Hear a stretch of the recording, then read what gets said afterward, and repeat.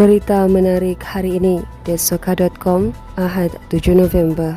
Baiklah, kita mulakan berita menarik hari ini dengan perkembangan COVID-19 di Sabah, di mana penganjuran Majlis Perkahwinan dan Upacara Potong Jambul mencetuskan kluster baharu COVID-19 berkaitan jangkitan dalam komuniti yang dilaporkan di daerah Ranau hari ini.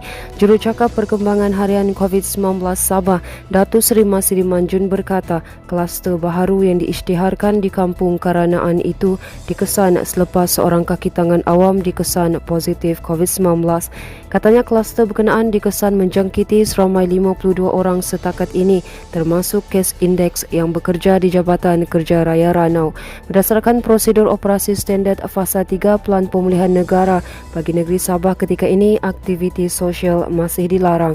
Masidi berkata kluster baharu itu adalah satu peringatan penting perlunya orang ramai mematuhi prosedur operasi standard sepanjang masa.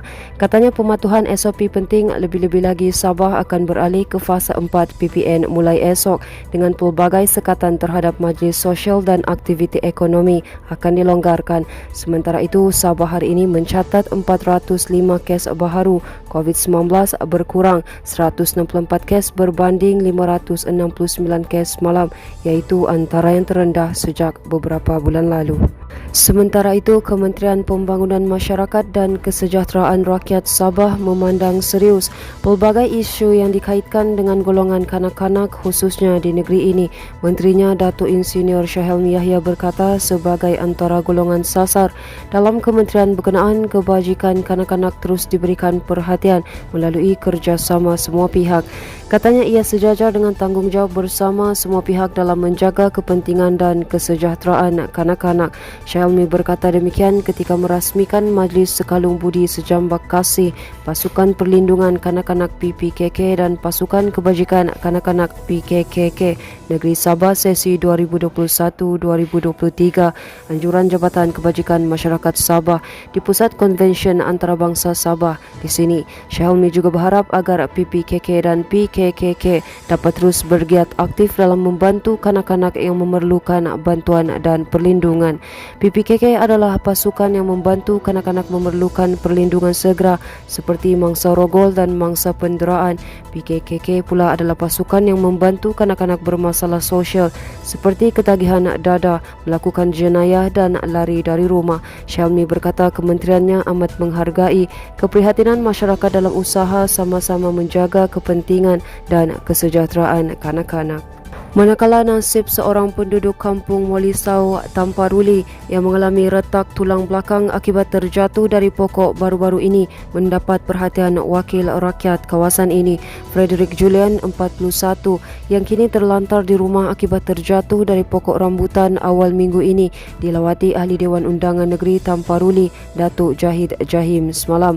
Jahid dan juga Menteri Pembangunan Luar Bandar Negeri singgah di rumah keluarga berkenaan untuk melihat keadaannya selepas dibenarkan pulang dari hospital.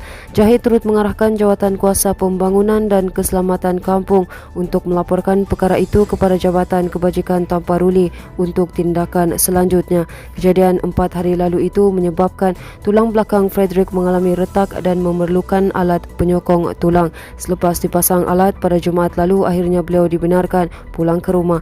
Kos bagi membiayai pembelian alat berkenaan disumbangkan oleh Jahid sendiri selepas menerima maklumat daripada ahli keluarga Frederick. Dalam lawatan sama, Jahid turut menyaksikan penyerahan sumbangan kerusi malas kepada Frederick daripada Pergerakan Pemuda Parti Bersatu Sabah Tamparuli yang diwakili ketuanya, Boy Sondulun. Berita seterusnya, misteri kehilangan seorang lelaki sejak kemarin terjawab apabila dia ditemui maut dipercayai terbabi dalam kemalangan di Kampung Saga-Saga Pimping, Mambakut pagi tadi. Mayat R. Kamlaiswaran, 50, ditemui orang awam jam 6.50 pagi, dipercayai lemas lepas terhumban ke dalam parit di tepi jalan berkenaan. Pemangku Ketua Polis Daerah Beaufort, Assistant Superintendent Dublin Patrick Roots berkata pihaknya menerima maklumat daripada kepada orang awam yang memaklum penemuan mayat mangsa terbabit. Katanya mangsa yang menunggang motosikal jenis Honda Wave dipercayai dalam perjalanan ke arah Kuala Penyu sebelum disyaki hilang kawalan dan terbabas ke dalam parit.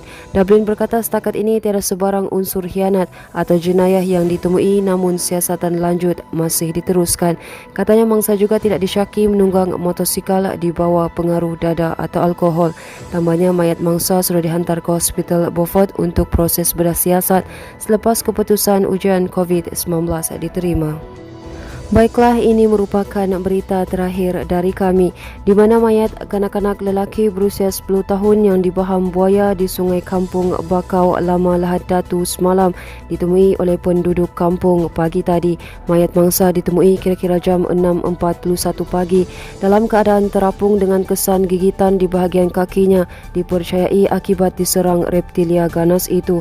Ketua Balai Bomba dan Penyelamat Lahad Datu Samsuo Rashid berkata operasi mencari dan menyelamat yang disambung pada hari kedua dimulakan kira-kira jam 6.30 pagi bersama penduduk kampung.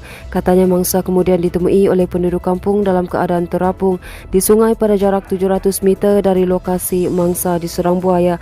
Samsuo berkata mayat kemudian diserahkan kepada pihak polis untuk tindakan selanjutnya. Sementara itu, katanya ketika kejadian Sabtu lalu, mangsa dipercayai diserang buaya ketika sedang mencari udang untuk dijadikan sebagai umpan memancing bersama dua rakannya. Baiklah, itu sahaja yang dapat kami kongsikan setakat ini. Teruskan bersama kami untuk mendapatkan berita komprehensif hanya di desoka.com.